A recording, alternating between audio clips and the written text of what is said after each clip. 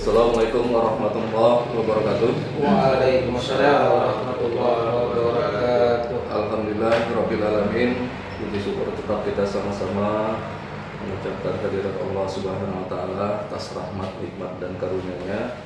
Kemudian selawat beriring salam kepada baginda Rasulullah sallallahu alaihi wasallam. Allahumma shalli alaihi wasallam. Baik, kali ini ustaz-ustaz kita hadir dengan narasumber yang memang cukup kompeten dalam hal bidang kepenyuluhan agama Islam, yang mana hari ini kita akan membicarakan tentang ciri-ciri orang yang ikhlas. Hadir bersama kita di sini ada Ustadz Jen Munawar. Assalamualaikum Ustadz. Waalaikumsalam warahmatullahi wabarakatuh. Kemudian ada Ustadz Syekul Husairi. Assalamualaikum Ustadz. Waalaikumsalam. Dan kemudian ada Ustadz Jul Kipli. Assalamualaikum Ustadz. Waalaikumsalam. Ya, alhamdulillah. Kita hari ini coba membicarakan tentang ciri-ciri orang yang ikhlas. Ini kenapa memang kita angkat nih Ustaz? Karena memang sekarang ada banyak orang kayaknya nggak ikhlas lagi dalam dunia ini Ustaz. Iya kan? Banyak capirnya gitu. Iya, banyak yang sekarang. Apa yang mau dilakukan sekarang udah nggak berdasarkan ikhlas lagi. Kalau ada ujung-ujungnya katanya baru dia sekarang. Ini yang susahnya sekarang yang mau kita cari ya kan?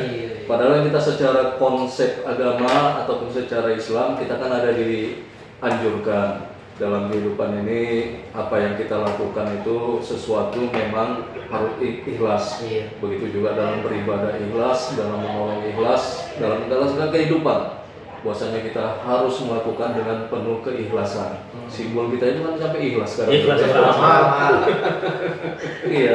Jadi ini paling tidak Ustaz, supaya kita memang para penyaksikan podcast kami ini dalam ngobrol-ngobrol penyuluh agama Islam.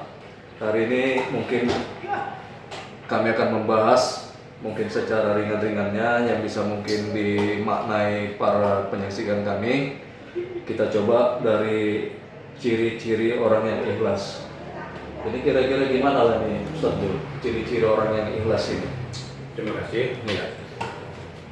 Ikhlas ini satu sikap, sifat dan tindakan yang harus kita kerjakan di dalam kita menjalankan ibadah dan kehidupan. Jadi ciri-ciri orang ikhlas ini paling tidak dapat digambarkan dalam tindakan itu. Yang pertama itu bahwasanya orang ikhlas itu mengutamakan keridhaan Allah daripada keridhaan makhluk. Ini harus ada dalam diri kita, di dalam setiap tindakan kita, bahwasanya kita lebih mengutamakan keridhaan Allah.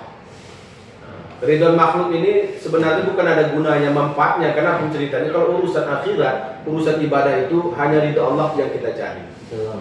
Ilahi anta maksudi wa ridhoka malamini. Ridha Allah yang kita cari, itu ciri pertama. Yang kedua itu adalah menyembunyikan amal kebaikan. Ini penting, kita sebagaimana juga Rasulullah mengatakan ya, bahwasanya ketika kau memberi tangan kanan jangan sampai tangan kiri tahu. Itu saking pentingnya menyembunyikan amal ibadah kita, supaya karena kita ini semua pada prinsipnya, pada dasarnya jiwa kita sebagai manusia ini kan pinginnya dilihat. Itu semua memang udah lumrah naluri manusia, karakter kita memang manusia. Cuman cara tadi seperti itulah, lebih memperbanyak kita dalam kehidupan untuk beribadah ini sembunyikan amal. Karena mau tak mau memang udah karakter tadi ya, tak bisa kita pungkiri. Tapi dengan menyembunyikan amal, pelan-pelan itu bisa jadi kebiasaan ya. Begitu juga yang ketiga itu, bahwasanya ciri-ciri orang ikhlas itu adalah mengakui punya banyak kekurangan. Ini penting kita tanamkan dalam diri kita, bahwasanya kita masih banyak kekurangan. Baru yang terakhir itu, yang keempat itu, bahwasanya kita mengakui kelebihan orang lain, supaya kita bisa ikhlas di dalam menjalankan amal kita dalam kehidupan sehari-hari. Itu aja mungkin bisa sebagai tidak seperti itu. Berarti kalau dia contoh pendekatannya bagaimana kalau dikatakan ikhlas nih? Bicara perilaku orang ini secara seperti. Iya. Bicara tentang contoh ikhlas itu dalam kehidupan sehari-hari seperti apa? Ya. Sekarang kita tahu dulu lah memaknai arti definisi ikhlas itu memberikan sesuatu tanpa ada imbalan. Nah, itulah ikhlas namanya ya. Itu tadi sekali lagi mohon maaf, kita berdharma, berinfak di masjid, tetapi tertulis di situ, ya kan? Nominalnya tertulis, namanya tertulis, apa itu termasuk ikhlas? Kalau menurut saya sih, kalau sekali lagi dia tertulis untuk motivasi biar yang lainnya agar memberikan infak itu boleh. Tapi terkadang mohon maaf, jarang. 1001 manusia yang kayak gitu tuh. Terkadang kayak gitu. Kalau dalam kehidupan sehari-hari contoh ikhlas yang dibilang ikhlas itu seperti apa? Mohon maaf, kasarnya gini nih. Ibarat kita buang lagi pup bang, pup nih kita pup, ya.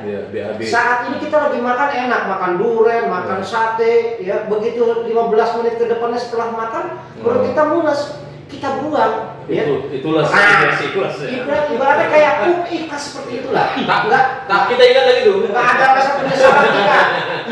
Ini tadi barusan gue sayangnya dikutip lagi. Itu gampang ya, biasa. Kalau kita kan biasanya logika bang. Manusia ini kalau di logika kan, oh iya benar juga. Ikhlas yang dimaksud ya itulah kayak ibarat kita pup ikhlas tuh kita nggak pakai saya mau tarik lagi gitu kayak gitu kan. Pasti nggak bisa. Iya itu maaf walaupun ini kayaknya kotor, tapi ini secara secara logika. Manusia itu terkadang seperti itulah baru nampak dan baru sadar. Ikhlas itulah kehidupan kita. Itu satu. Kedua, mohon maaf, kita lihat surah Al-Ikhlas. Udah jelas-jelas tertulis Al-Ikhlas. Ada nggak dia dalam tiap-tiap ayat Al-Ikhlas itu ada kalimat Al-Ikhlas-ikhlasnya? Nggak ada. Tapi walaupun nggak adanya dia, pernah nggak kira-kira protes? Itulah yang dibilang artinya segala sesuatu apapun yang telah terjadi olehnya, walaupun saat itu tidak ada yang membahas tentangnya, dia tetap kok walaupun dipakai begitu. Itu tuh ya. Seperti itu bahasa contohnya teknik sehari-hari. Jadi kalau pembagian ikhlas ini gimana ya Tarjun? Tadi kan sudah digambarkan Sarjan dari secara perilaku, kan pasti ada pembagian keikhlasan yang dari. Terima kasih. Ikhlas ini kalau kita merujuk dari kata Imam Al-Ghazali ya, bahwasanya ikhlas itu kan dibagi dia itu jenjang dan tingkatan itu kepada 3 ya. Yang pertama itu ikhlas dari orang awam, kebanyakan ya. Kita lain di jalan. Kita lain kebanyakan ini. Ikhlas orang awam ini hanya misalkan nanti aku kalau nggak ikhlas nanti dimarahi Tuhan, nanti aku batal pula, nanti nggak sah pula, begitulah ikhlas orang awam ini. Baru ikhlas yang kedua dibuat tapi ngeremang gitu. Tapi ya itulah dia namanya kita orang awam kan. Wajarlah Tuhan pun paham gitu, Tuhan maklum atas keawaman kita kan. Baru yang kedua itulah khawas. Ini betul-betul memang bukan karena takut ada siksaan Allah atau apa enggak atau batal enggak. Memang dia sifat untuk menerapkan keriduan tadi. Keriduan tadi. Makanya kalau macam Pup tadi juga kan, tak ada lagi yang ingat lagi tuh. Ya udahlah, kalau memang sudah begitu begitulah. Lepas lah. Itulah orang khawas ini tadi. Dan yang ketiga itu adalah khawasul khawas. Wah, ini udah tingkatan Nabi. Udah kalau tingkatan Nabi, Rasul udah nggak sanggup gitu.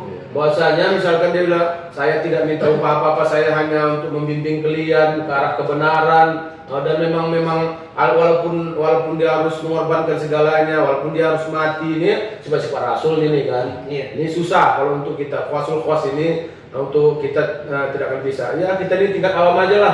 Yang penting kita bisa menerapkan ikhlas ini, bahwasanya kita ya takut batal lah nanti kita kerjakan. Karena kita takut kawailul musallin itu misalnya kan. Kalau bagi orang soleh itulah tingkat awam itu. Jadi mudah-mudahan kita bisa meningkatkan tingkat khawas tadi. Dan bahkan kalau bisa khawasul khawas, yang bisa jadi wali Allah kan gitu. Itu ada pilihan. Ada sampai situ. Itu aja mungkin untuk kita jadi sekarang ini kan, apalagi untuk masyarakat juga dalam kehidupan bagaimana supaya dia tuh bisa menjadi orang yang ikhlas. Itu ikhlas awam tadi lah. Situ aja kalau bisa kita terapkan. Udah mantap. Makanya kita perlu cara-caranya supaya para pendengar juga bisa lihat. Ini mungkin satu seri nih ya. Saya yang paham ini kalau cara ini. Beliau juga pakarnya. Tapi sebetulnya tadi udah dibahas di awal itu bang. Cara-caranya semangat supaya ikhlas sebetulnya ada pembahasan ini. Memang kalau pemateri ketiga tinggal menyimpulkan aja. Memang yang pertama tentu sebagaimana yang disampaikan Ustaz Zul tadi, gimana cara kita biar supaya ikhlas dalam beribadah, kemudian bermuamalah. Yang pertama memang tentu kita niatkan segala sesuatu itu karena Allah. Kalau tidak karena Allah pasti ada geremong tadi itu yang tadi tingkatan paling bawah ikhlas. Paling tidak kita lihat lah usulnya pada zuhri atau apa. Lillahi ta'ala itu jangan. Lillahi ta'ala. Ta'ala itu tadi ya. Makanya kan kita selalu berdoa tuh. Ini kan ikhlas ini kan perkara hati. Kalau di hati masih ada sedikit tergores, ada dia bilang ikhlasnya aku, tapi tak bisa kulupakan itu. Ikhlas, iya kan? Tak bisa. Aku Itulah ikhlas orang yang pertama tadi. ikhlasnya aku, tapi Tapi teringat. Itulah dia tadi. Makanya doa kita ya muqallibal qulub, ya kan? Tapi qalbi alamin. Ya Allah ya Tuhan kami, tetapkan hati kita ini supaya terus ingat kepada Allah Subhanahu wa taala. Jadi kemudian yang kedua, selain daripada kita niatkan segala sesuatu itu karena Allah, kita sembunyikan amal ibadah kita itu yang disampaikan tadi Ustaz Zil tadi. Ya, maka enak jadi pemateri ketiga ini. Tinggal menyimpulkan, merangkum dia. Gitu. Jadi kita sembunyikan amal ibadah kita itu biar supaya orang tak tahu, karena lawan daripada apa ini ikhlas ria. Oh iya. Iya kan, menampakkan. Saya sering bilang tuh gini, kalau kita bersedekah, perbedaan antara ikhlas dengan tak ikhlas itu begini. Diumumkanlah di masjid, Bapak Ibu para jamaah, ada ini yang menyumbang untuk pembangunan masjid 10 juta rupiah. Jamaah bilang alhamdulillah. Dari siapa? Hamba Allah. Karena kan banyak begitu sah, hamba Allah, ya kan?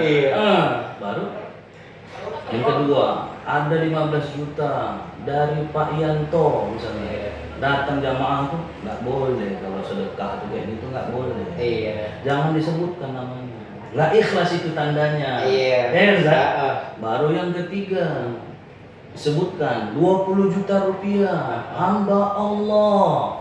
Kalau dibilang lagi, kayak gitulah kalau mau sedekah. Tahu Bapak itu siapa? Saya itu. Dia juga. Ujungnya dia juga. Jadi dari situ aja sudah nampak itu. Bahasanya mana yang ikhlas, mana yang ria, ya kan? Jadi ikhlas dengan ria ini saling tolak belakang. Makanya kalau ini kan kita cerita hidupnya, kita pengalaman. Iya, betul. Kalau Nabi Ibrahim itu kan mendapatkan pengetahuan tentang Allah itu kan berdasarkan pengalaman dia cari terus. Jadi ikhlas itu kalau saya teliti, saya pikir-pikir tuh ikhlas itu yang pertama seperti batu kita lempar ke dalam kolam. Dia nampak batu itu dan berbunyi airnya. Ibadah itu dinampakkan sama dia dan disampaikan ibadahnya. Ya kan? Inilah ikhlas orang awam tadi. Dikerjakan dia juga amalan itu. Ya kan? Tapi dinampakkan juga sama orang. Baru yang kedua seperti tisu kita lempar ke dalam kolam. Dia nggak ngomong-ngomong aku sedekah, tapi orang tahu, dinampakkan. Lalu yang ketiga seperti pasir dilempar, tak berbunyi dan tak nampak pasir. Jadi inilah ikhlas. Ini kan, Sedap gambaran itu. Memang ilustrasinya, Memang pakar. filosofinya ke dalam sesi udah. Ya akibat teh dan kopi. Semua keluar. Bahasanya, sastranya tinggi-tinggi kali. Ya, jadi pada intinya apapun yang mau dilakukan orang yang dia untuk berlaku ikhlas tadi, niatnya nih dari saya. Iya, balik lagi ke niat. Apa yang mau dilakukannya memang dia tergantung daripada niatnya, karena niat ini kita kan tidak tahu, hanya dialah dengan Allah yang dia lakukan. Apa yang segala dilakukannya, mau dia dalam hal ibadah, mau dia dalam bermuamalah, maupun juga dia dalam hal yang lainnya, tiada lain semua tergantung daripada niatnya. Ketika untuk mau melakukan perbuatan yang baik dengan ikhlas, selalu tanamkanlah dengan niat semata-mata hanya kepada Allah Subhanahu wa taala. Mungkin ini yang dapat kita sampaikan pada hari ini. Mudah-mudahan ada manfaatnya bagi yang menyaksikan podcast kami ini. Amin. Billahi taufiq wal hidayah. Assalamualaikum warahmatullahi wabarakatuh. Waalaikumsalam warahmatullahi wabarakatuh.